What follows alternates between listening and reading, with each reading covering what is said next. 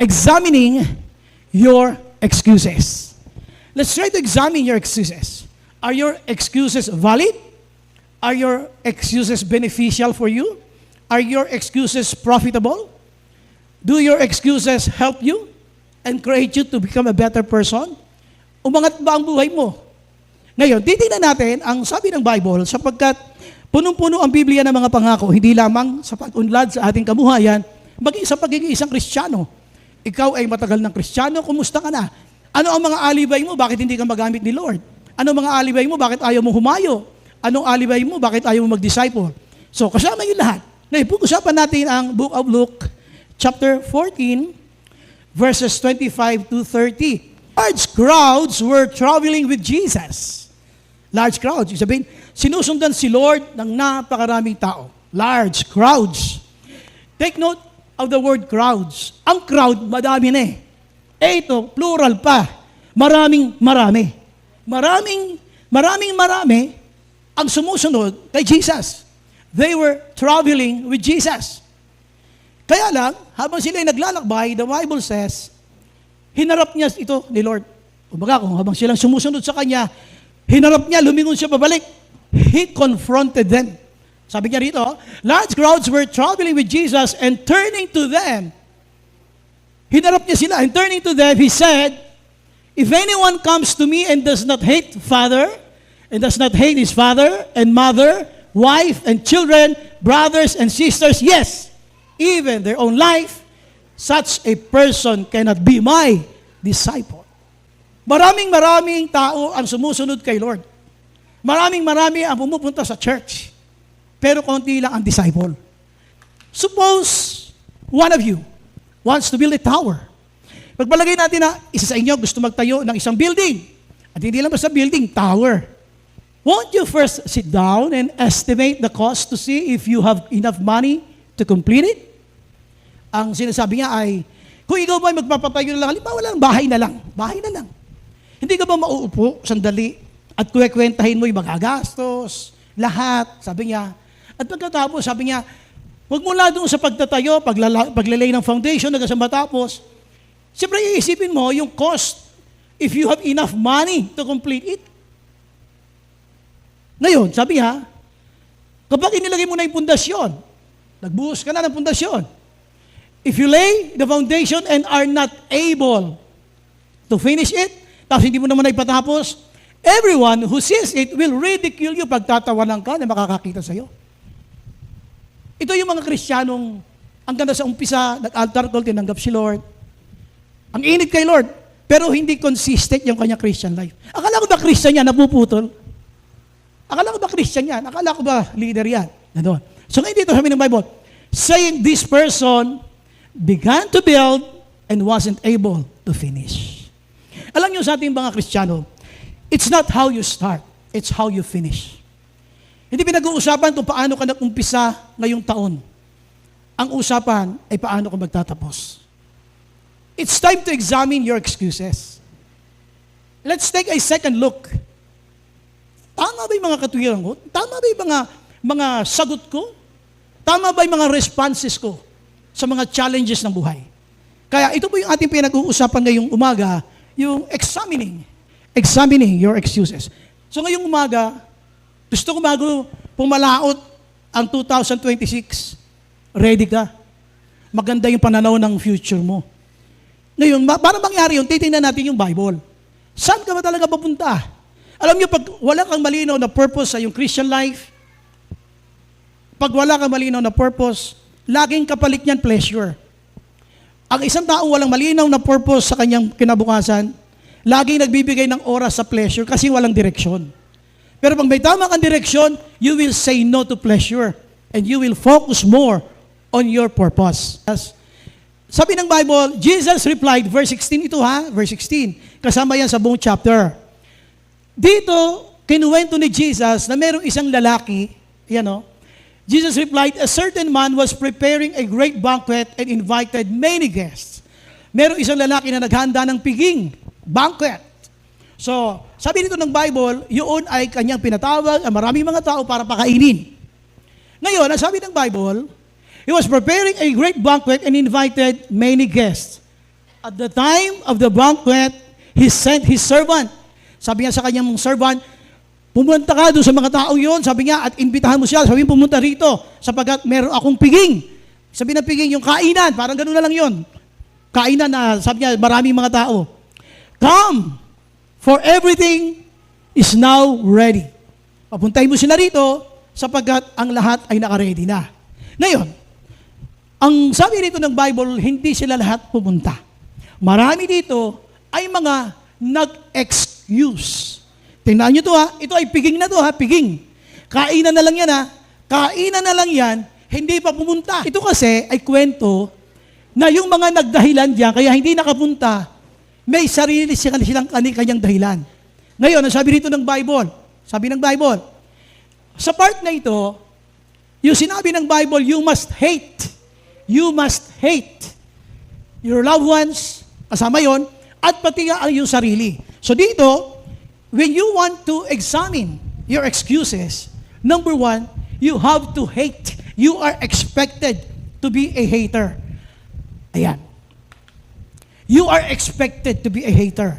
Hindi man hater, hindi woman hater. Porque sinaktan ka lang ng isang guy, naging man-hater ka na. Huwag naman, hindi naman lahat ng guy nananakit. Hindi porque nasaktan ka. Halimbawa, na isang babae, bigla kang brinake nang wala sa lugar, magiging woman-hater ka. Huwag naman gano'n. It's not that. Ang sinasabi natin ng hater dito, kasi sinabi ng Bible, itong mga taong ito ay nagkaroon ng kanya-kanya mga dahilan. They all alike began to make excuses. Itong mga excuses nila, ano mga excuses nila? Number one, the first said, I have just bought a field and I must go and see it. Please excuse me. Okay, linawin ko lang. Sa Old Testament, going to the Jewish custom, ang handaan po ay 1 year in advance ina-announce bago maganap. Para yung kasal. Kung halimbawa, ikakasal ka na, sa December, January pa lang ina-announce yan para lahat prepared. Pagdating ng araw ng piging, walang sino mang pwede magbigay ng excuse.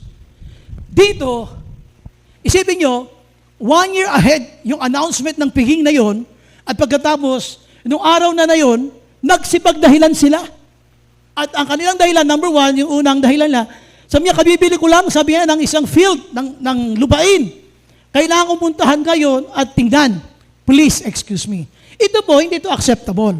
Sapagkat sa New Testament times, you cannot buy a land without seeing it first. Dito sabi niya, titingnan ko muna kung ano yung nabili ko. Pwede bang ganun? Siyempre, bago mo yun bilhin, tiningnan mo na. Baka mamaya yung binibili mo pala karagatan. Mag-aaway pa kayo ng China. Sabi ng China, akin yan. Hindi, akin yan, nabili ko na yan. So dito, unang-una, I have just bought a field and I must go and see it. Please excuse me. Number 2 na excuses. I have just bought 5 yoke of oxen. Sabi niya, yung nakalimang baka, gagamitin ko kasi yun sa pag-aararo. Susubukan ko muna ngayon. Alam nyo, isinasabi niya rito, hindi yan acceptable. Kasi po, yung announcement ay 1 year ahead. Bago po sila, hindi nagsabi na hindi sila makakarating. So, hindi na naman to acceptable. Still another said, I just got married. Ito yung simbolo ng mga loved ones. Siyempre, asawa mo yan I just got married, so I can come. It can wait.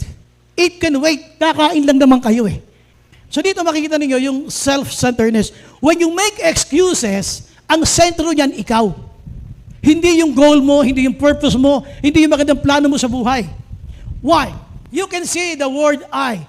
But they all alike, pare-pareho sila. They began to make excuses. The first said, I. Puro yan I. Dito I. Please excuse me. Dito I uli. I'm. Tapos dito me. Then I uli. Kaya ako sinasabi ito, marami sa atin ang may magagandang pangarap sa kinabukasan. Pero pag lagi mong iisipin yung sarili mo, hindi aangat ang buhay mo. Ayoko nang napapagod, ayoko nang naiinitan, ayoko nang gusto ko lagi nasa aircon. Paano angat ang buhay mo? Hindi ako mag-share ng Word of God kapag hindi pa ginagay ni Lord yung aking pinagpe-pray na jowa. Hindi ako magdi-disciple kapag we have a lot of excuses. Pero tandaan nyo most of our excuses centered on you. Wala dun sa utos ng Panginoon. Sabi ni Jesus, Sabi ni Jesus.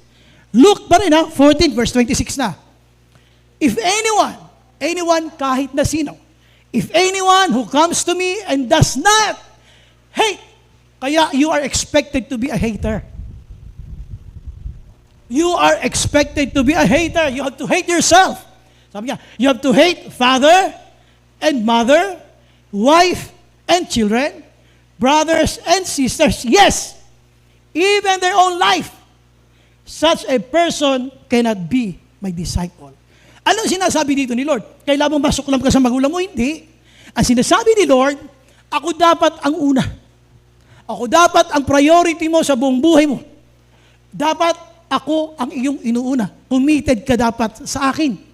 Gusto mong pagpalain kita. Gusto mo idagdag ko sa iyo lahat ang mga pagpapalang kailangan mo sa lupa. Ang pangako, unahin mo ko at ang aking kaharian. Seek ye first and His kingdom. Pag inuna mo siya, si Lord, nang higit pa sa sarili mong mga pangangatwiran, sa sarili mong mga rights, sarili mong mga karapatan, you love Jesus more than anybody else, all these things shall be added unto you. Nasusubukan tayo birthday ng tita ko, hindi muna ako aaten. May reunion kami, hindi muna ako aaten. Kailan mo ipakikita ang liwanag ng pagiging Kristiyano mo sa pamilya mo? Kung sa lahat na okasyon, nandoon ka, lalong-lalo na pag Sunday. Misa nga sila pa nagtatanong sa'yo, hindi ka ba mag-church ba Sunday ngayon? Hindi ka ba nahiya nun?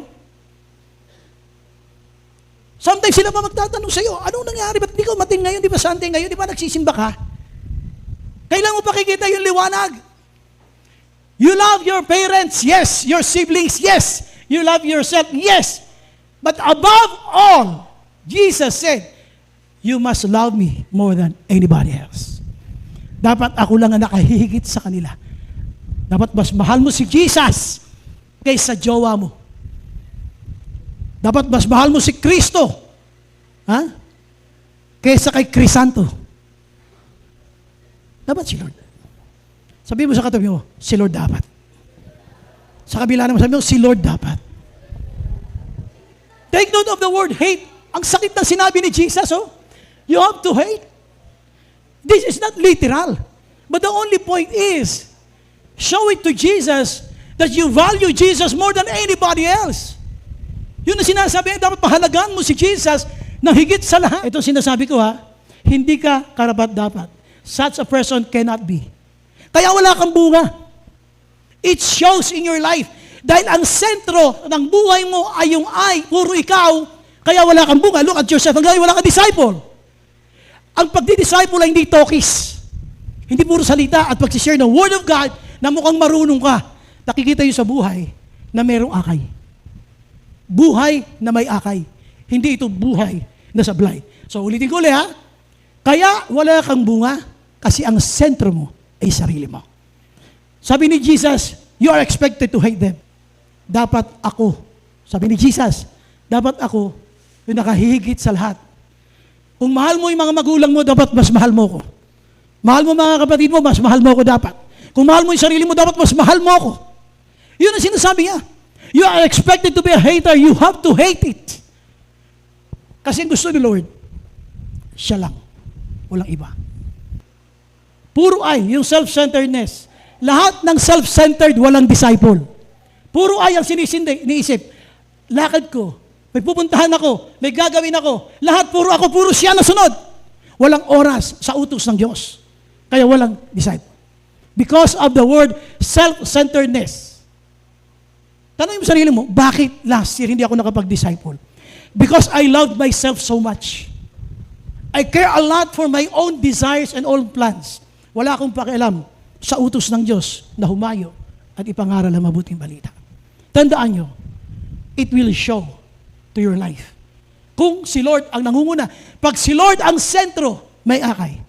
Pag ang sarili mo ang sentro, walang akay. Lumalakad ka na may sablay. And whoever, sabi ni Jesus, verse 27, and whoever o sino man na hindi magdadala ng kanyang krus, and whoever does not carry their cross and follow me cannot be my disciple. Aattend lang ako sa JCIWC but I will never join the discipleship program. Aattend lang ako, aawit ako, kakanta ako, magbibigay ako ng pledge, ng offering, lahat. Pero hindi ako magdi-disciple. you are not carrying your cross. Dapat sabay-sabay tayo, nabubuhat ng krus. Gusto mo magkasama ka namin, sama-sama tayong bumuhat ng krus. You are expected to be a carrier. Dapat bumubuhat ka rin. Huwag sila sister lang. Huwag sila brother lang. Huwag youth lang ang bumubuhat.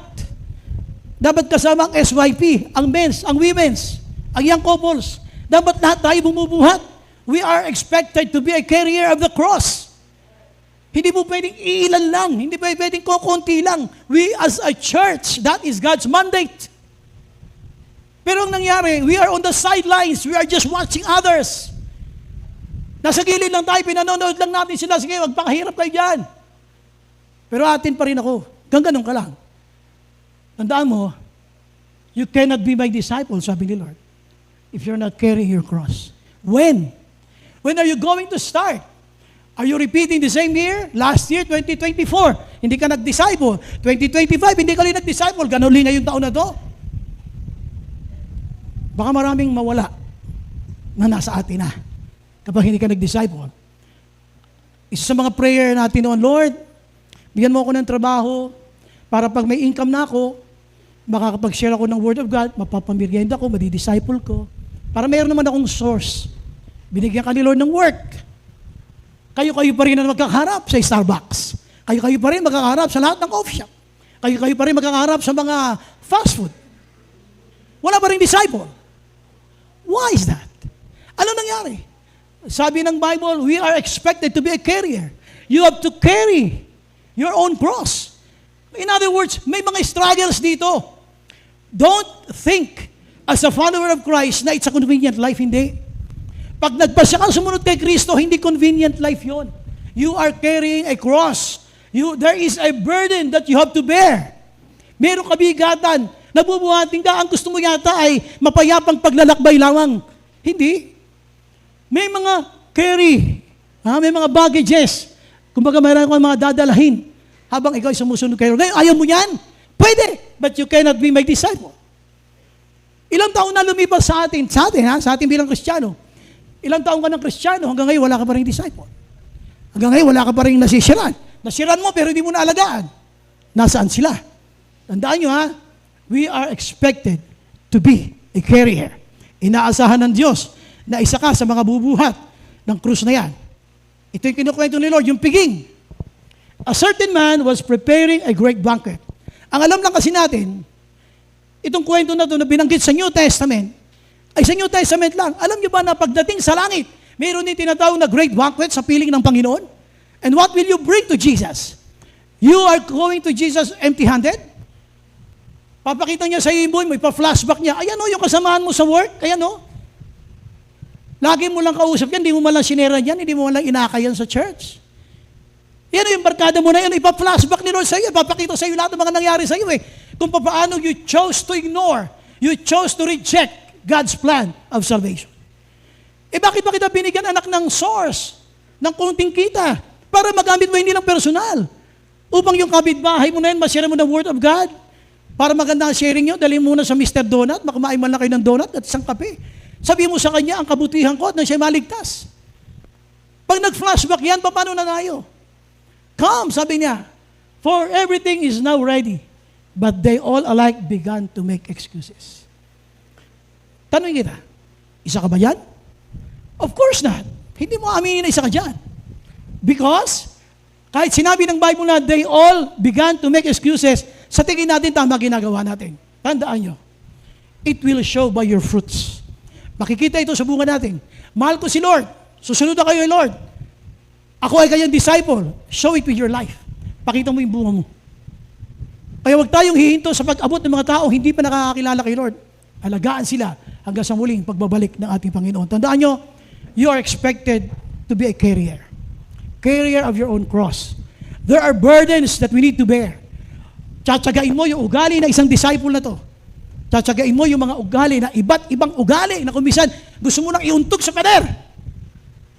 Kasi ayaw tumino. Ilang beses mo nang binilinan, ayaw pa rin. Pero ganun talaga ang pag-aalaga sa mga kaluluwa. The first said, I have just bought a field. What about you? What are your excuses? Siya ang sinasabi niya, meron akong sarili kong dahilan. May sarili akong dahilan. First said, another said, still another said. In other words, hindi napuputol ang katwiran. Basta gustong magdahilan, lagi siyang may paraan. Kaya na ka magdi-disciple. When? When will you start? When are you going to start? Hanggang ngayon, hindi ka nauubusan ng mga dahilan. Sabi dito ng Bible, isa pang click. This is the lifetime decision. Ayaw makinig. Ayaw mo talaga mag-disciple. Gusto mo ng sarap buhay na Christian life.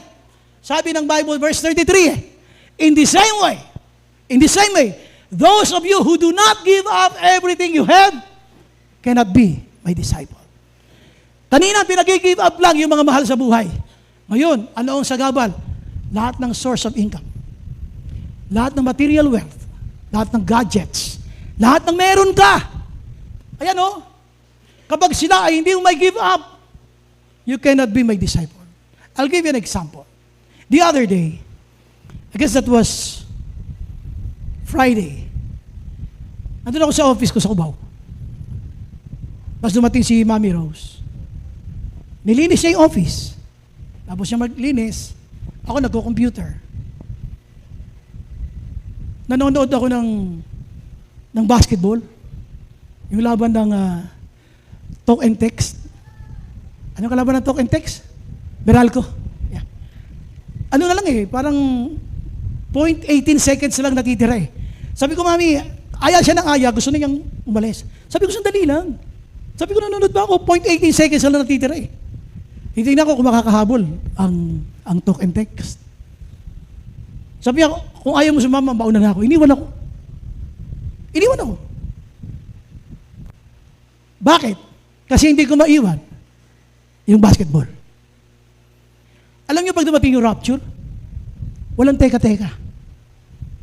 Pagdating ng rapture, whether you're finished or not finished, Jesus will come and will take you.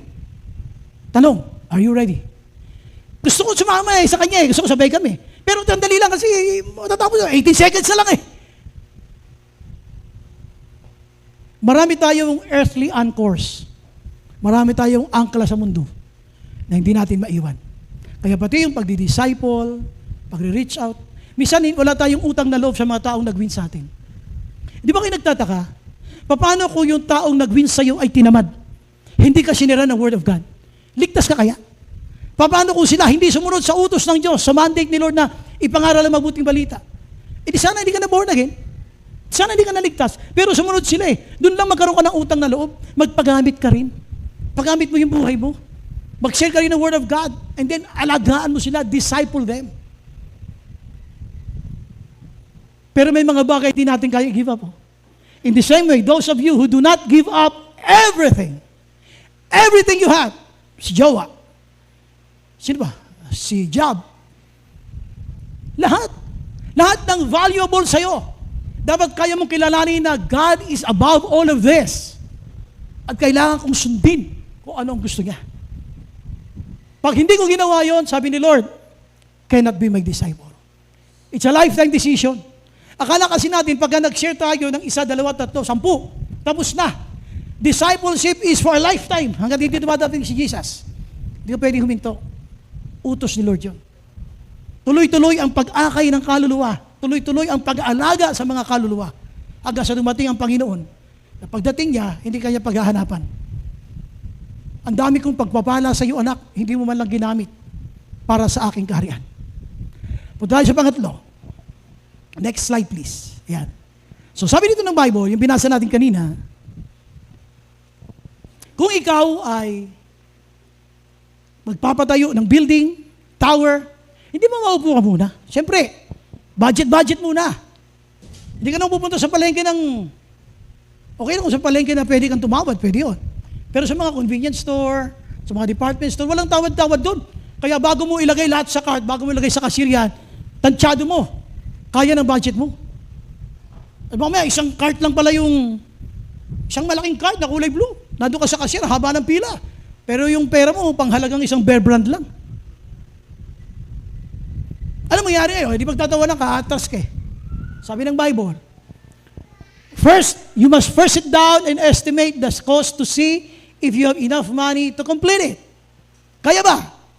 For if you have laid a foundation and are not able to finish it, parang bahay, pinagawa mo yung pundasyon, hindi mo naman na ipatapos. Everyone who will see it will ridicule you. Pagtatawanan ka. Saying, this person began to build and wasn't able to finish. Bakit? Yung kasi ay pangit ang tingin sa kanila pagdating sa mga Hudyo, ito yung hindi lang to mismanaged. Kumbaga yung miscalculation, hindi mo siya na compute mabuti.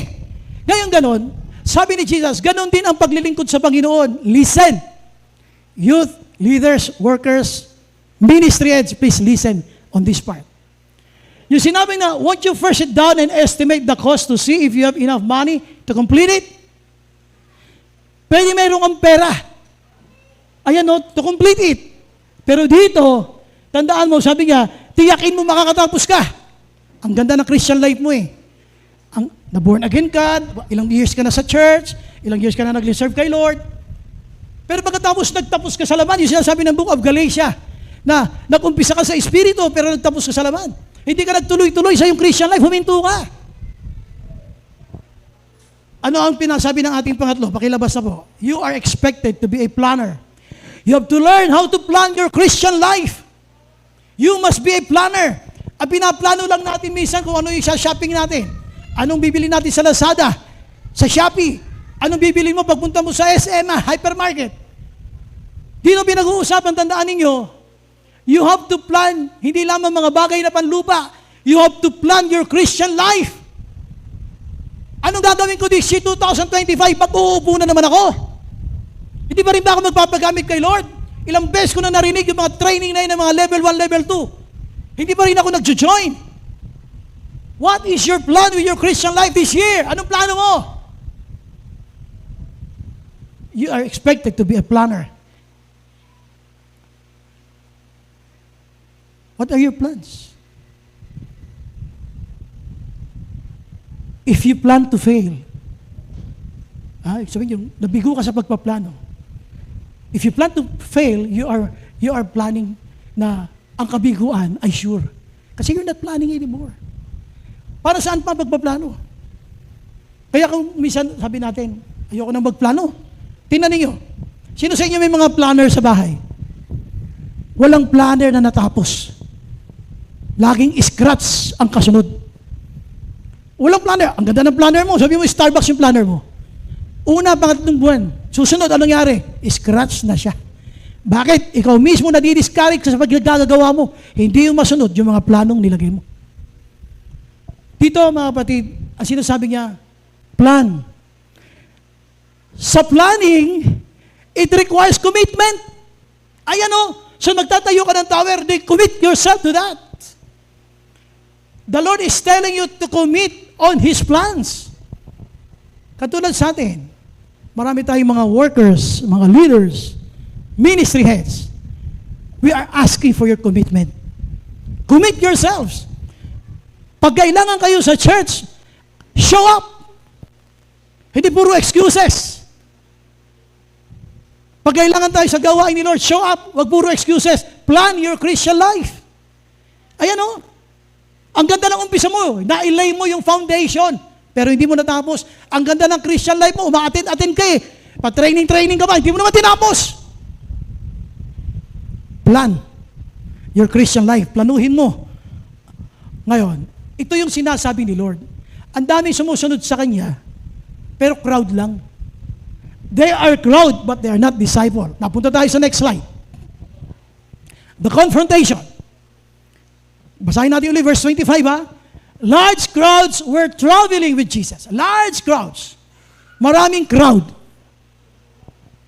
And turning to them, He said, He confronted them. Sumusunod lang kayo sa akin, but you're not my disciples. How about you? Are you a disciple? Tanungin mo yung katabi mo, tanungin mo, sabi mo, disciple ka ba? You ask yourself. You ask them. Kasi tandaan nyo, ang disciple may bunga.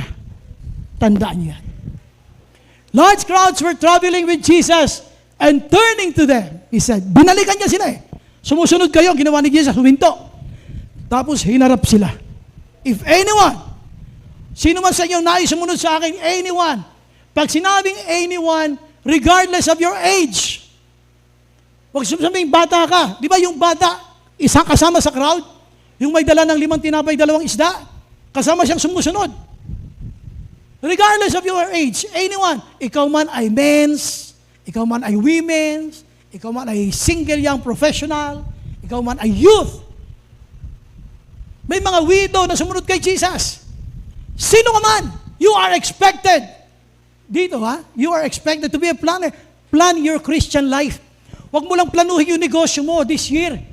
Huwag mo lang planuhin yung trabaho mo. Huwag mo lang planuhin yung married life mo na siguro sa July magpapakasal na rin ako. Huwag lang planuhin mo yung Christian life mo. Where are you now? You have laid the foundation.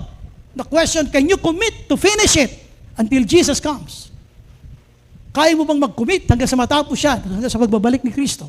Kaya dito, sabi ng Bible, kapag hindi mo nagawa yun, ito yung confrontation sabi ni Lord, if anyone who comes to me and does not hate, tuli, relationships sometimes pull us from following Jesus.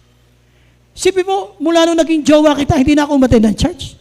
Mula naging girlfriend kita, hindi na ako umattend ng church. Mula naging boyfriend kita, hindi na ako nag-Wednesday word. Why? Mula nung magkatrabaho ka, nawala. Ang daming nawala. Kaya sabi ni Lord, yes, even your own life, you have to hate it. Kapag hindi mo nagawa yun, sabi niya, such a person cannot be my disciple.